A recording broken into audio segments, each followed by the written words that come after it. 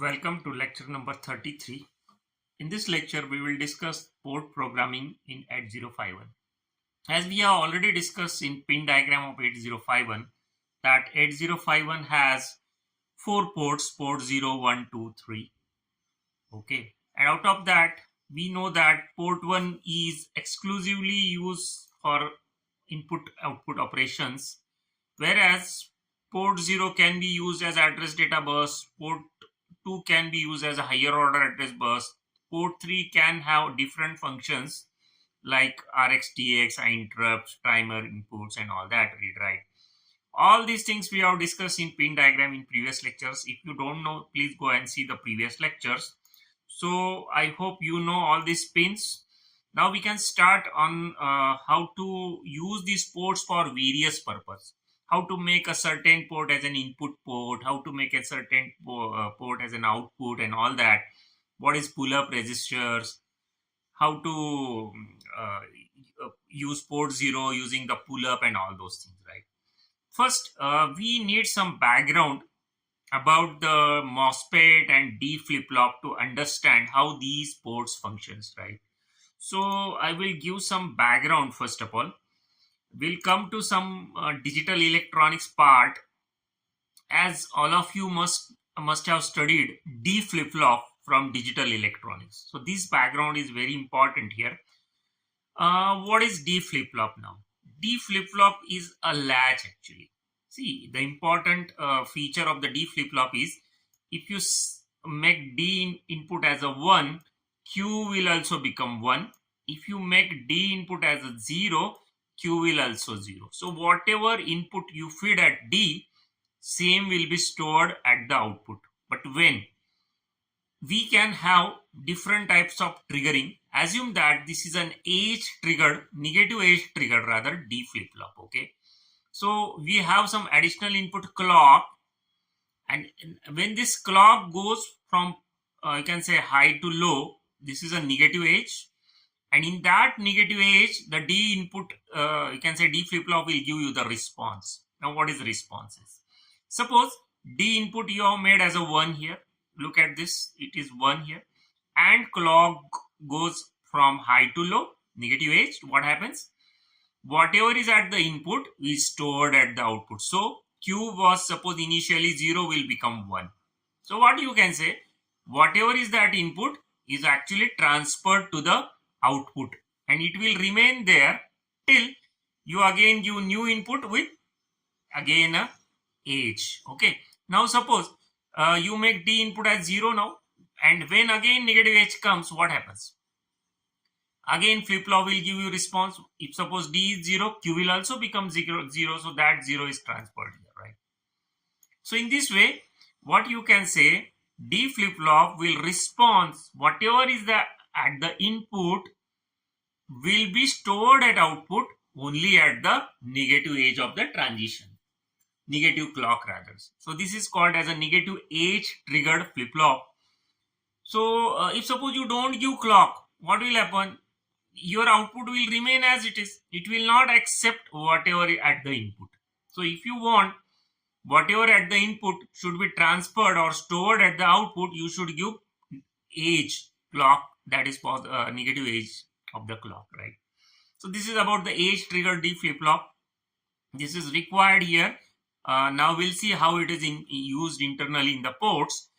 One more thing that need to be discussed is a MOSFET, metal oxide semiconductor field effect transistor. I'm assuming that you have a background of transistor, FET and MOSFET. Suppose you don't have a background, for now just understand that this is a switch. Okay, it has terminals like drain, source and gate. Okay, these are the 3 terminals.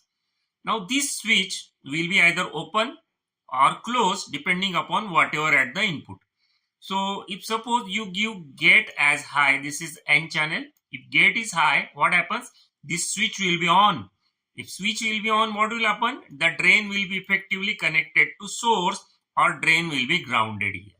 And if you give gate as low, what will happen? Switch will be open circuit. Switch will be open circuit means drain and source are as good as disconnected.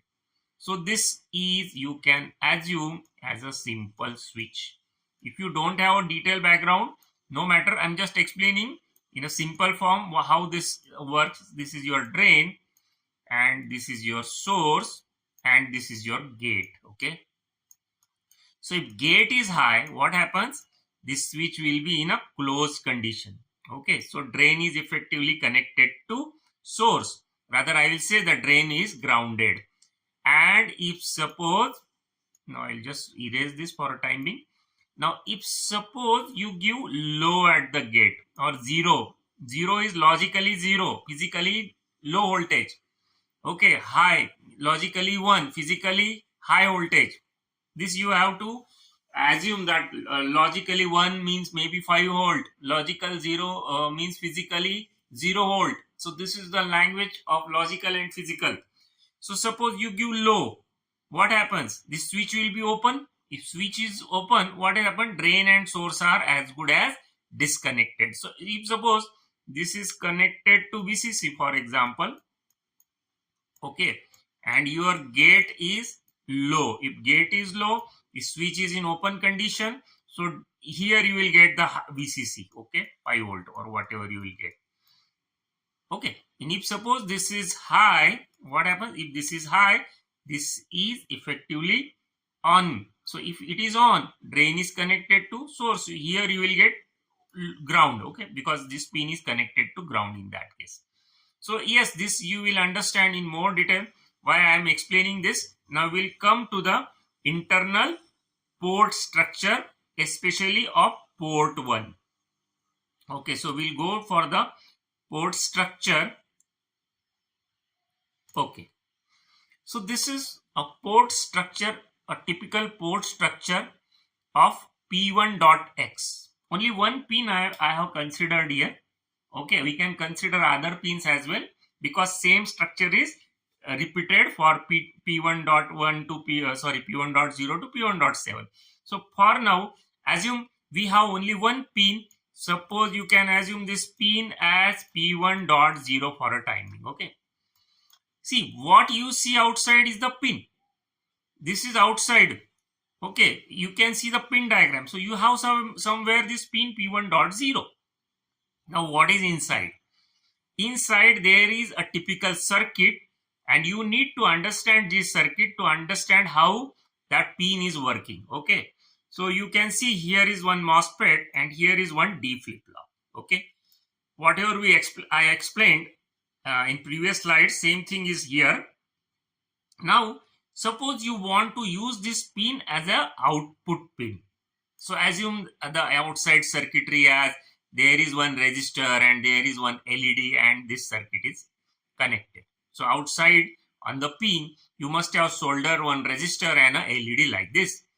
So you want to switch this LED on and off, suppose, and hence I can say that this pin you want to use as a output pin. Now how it will work then? See, you can give instruction like set bit. Suppose you want to make this LED on. So what you will do? You will write an instruction set bit P1.0. Okay, so now how this instruction will work actually? When this instruction is executed, what really will happen inside is internal CPU bus, here 1 is sent on the D input. Okay, and this clock, of course, suppose assuming negative edge triggered, will go sometime negative edge. So this 1 is sent on the output, as I explained in previous slide. So D input is sent on the output side at the Q. If Q is 1, Q bar will be 0. Okay. If Q bar is 0, what happens? This MOSFET is in off condition. If MOSFET is in off condition, what will happen? This drain is disconnected from ground. So here you will get high. That high you will feed to the LED and your LED will on, right? So in this way you will see the effect that when you give this instruction, your LED is on. So you sent 1 here at the internal CPU bus. That 1 is stored at the Q side, but QR becomes 0. If Q bar is 0, MOSFET is in off condition. If MOSFET is in off condition, your drain is disconnected from source and drain is connected to VCC. So that VCC is given to the LED and LED will be in on condition. So this is how one is transferred. Suppose you give CLR P1.x, what will happen? Or CLR P1.0 rather, here I will say, because we are talking about the P1.0. If this instruction is given, what will happen? See, here internal CPU bus will send what? It will send 0 here. Okay, it will send 0 here. If 0 is here and suppose clock is given, what will happen? 0 will come here. If 0 is here, Q bar will become 1. Okay, if Q bar is 1, what happens? This MOSFET will switch on. If MOSFET is switch on, what will happen? This drain is connected to ground. Ultimately, 0 volt will come here. If 0 volt is there, LED will switch off. Okay, so in this way, you will see that when you give this instruction, your LED is switch off. When you give this instruction, your LED is switch on. So you will get either high or low at this pin, but actually that high or low is actually coming from your pull-up resistor. Here there is an internal pull-up and that internal pull-up is connected to VCC. So the same structure is there for P2, P3, other ports, but there is some exception. We'll discuss that. Port 0 has some different structure, but for now, for P1, P2, P3, you have a same structure. Okay, so now if suppose I'm just discussing about the 1 pin. Now what about the 8 pins? If there are 8 pins, what will change? Nothing will change. You can see that the same structure is replicated. So this is the structure I have explained about the total 8 pins. So this is from P1.0 to P1.7. So dot dot dot indicates what? It is just a copy paste. Okay, so you can see the same. Now we'll discuss about what is TB1, TB2 as well. Right now we are just discussing about how the port is working as an output port. We'll come to that point when we'll discuss when the port is working as an input port.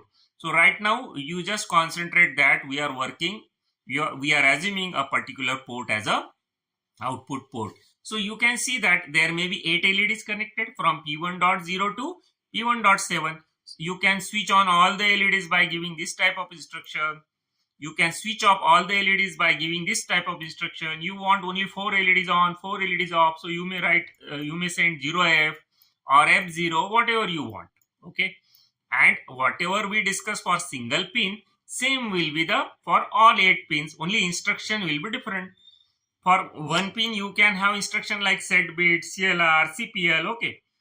But for all the 8 bit, you can have instruction like move P1 comma hash something. Okay, some immediate number. So in this way, port 1, port 2 and port 3 same will be for port 2, same will be for port 3. Only instructions here you can assume P2.0 to P2.7 or P3.0 to P3.7. Here you can have instruction move P2 comma or P3 comma something like that. Okay, so this is same, just it is copy paste you can say. Now we'll come to the exceptional thing, that is port 0 later on.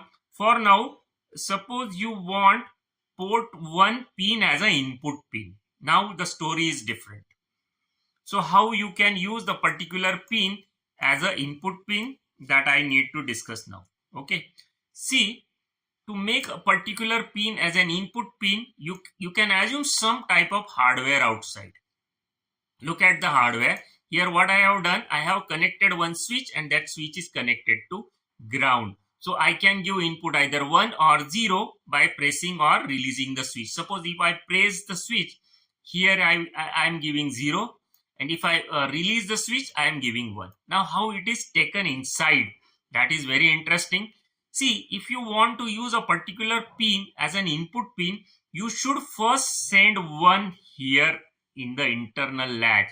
That is, you will give an instruction initially as suppose set bit P1.0 for example. Let us assume this is the P1.0 pin. Okay, so you will give instruction P1.0. What will happen? That will make this input as a 1, and there at some clock, negative edge clock will be applied. that 1 is supposed stored in the queue. Okay, as we discussed the working of flip-flop, that whatever is at the input is stored at the output. If Q is 1, Q bar is 0. Okay, if Q bar is 0, MOSFET is in off condition.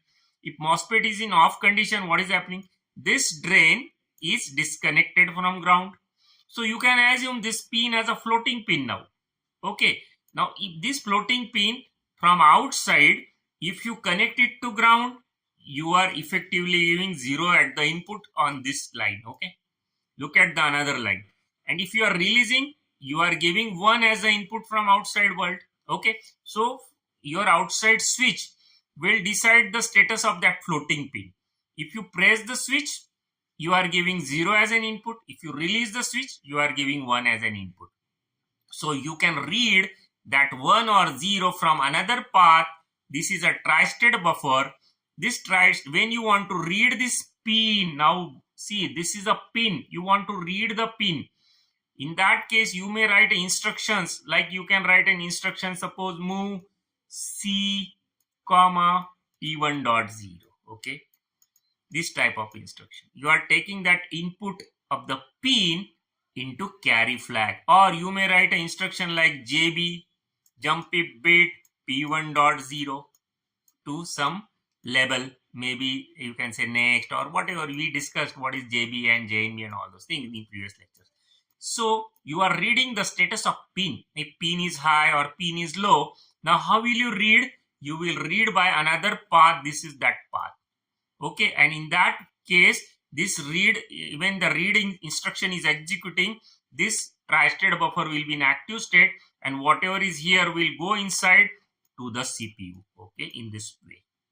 So this is how we are reading the pin. So most important thing is that if you want to use this pin as an input pin, your MOSFET should be in off condition. And when MOSFET will be in off condition, here it should be 1. That is, here it should be 0. That is, at the very beginning, you will write an instruction like set bit P1.x that will make this Q as 1, Q bar as 0, MOSFET is off, pin is floating. Now when pin is floating, effectively you can use such a type of switch from outside to give either input 1 or 0, and you can read that pin through this buffer by giving a proper instruction like move C, comma, or JB. Even you can, for 8-bit, you can write instructions like move A, comma, suppose P1. In that case, you will be reading total 8-bit of the ports. See, same structure is copy paste. Whatever is at the P1.02 will be same as at P1.12 P1.7. So for total 8-bit, you can write such a type of instruction that will take the contents of the pins, total 8-bit pins, to the accumulator. So this is what reading the pin and making the port as an input. Now the most important point is, when you want to make any pin or total port as an input, you should make the latch high, that is Q bar 0, and MOSFET should be in off condition, so pin is floating. Suppose you want to make total 8 pins as an input, so the instruction may be, you can send move P1, comma, total port, comma, hash FF. So at the very beginning, you will give such a type of instruction that will make 1, 1, 1, 1, all 8 ones. Okay, here. So all 8 flip-flops will store 1. So Q bar for all 8 flip-flops will be 0. So all MOSFET will be in off. So all the pins are floating and ready for input. So same for single pin, you can do. For all 8 pins, you can do. Only you have to. For single pin, you will instruction like set bit. And for all 8 pins, you will write instruction like move, comma, hash FF H to make the latch on, that is Q bar 0 and MOSFET off. Okay. So in this way, we can talk about this. Now we'll come to port 0. What is exceptional in case of port 0? As I discussed that for port 0, things are bit different. How it is different, that we'll discuss. Now see, this is an internal circuit for port 0. You can see the difference. Here I don't have the internal pull-up.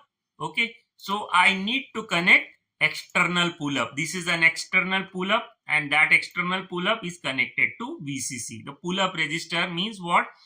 You can say from that pin you have one resistor connected to VCC. This is a pull-up resistor. So it is taking that pin to high level because here it is open drain. See, you can study in more detail what is open drain and all those technologies when you study the basic electronics and all those electronic devices and circuit, these type of subjects. So right now just assume that the difference is here there is no internal pull-up resistor, so you need to connect an external pull-up. Now you can make otherwise it is same. Suppose I want to use this pin as an output pin, so I can have this additional circuit here, like I have connected for example LED like this. So same working is same. So when I say set bit P1 P0 dot X, what will happen?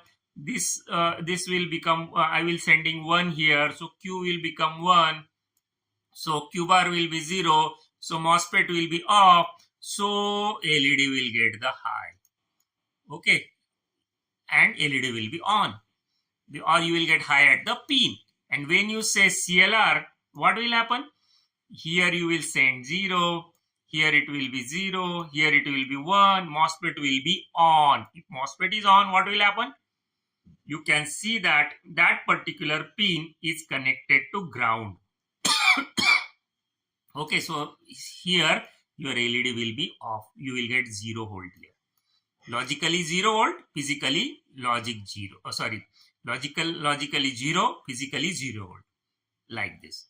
So same working as we discussed, only difference is we don't have an internal pull-up. We need to have an external pull-up in that case to make the working same as what we discussed about the P1.x. So again, you can make this port as an input port as well. Now it will be same. You need to initially send 1. So this will be 0. So the MOSFET should be in off condition and pin is in a floating state. Now you can connect switches from outside. See, I will discuss that circuit as well. Look at this.